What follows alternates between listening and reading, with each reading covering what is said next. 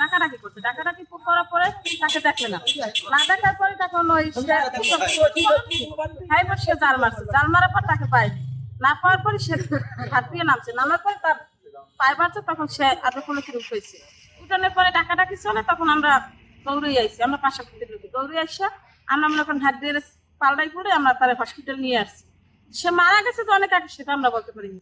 Hospital নিয়ে আসে আমরা শুনি যে সে 10 মিনিট আগে মারা গেছে। ও ওই বড় বাচ্চা হওয়ার পর তারপরে এই রোগটা দেখা দিচ্ছে, বাইরকে দেখা দিচ্ছে। খিচুনি পড়লে মানে কি করবি খালি আরো 2বার পড়ছে, এইবার 3বার।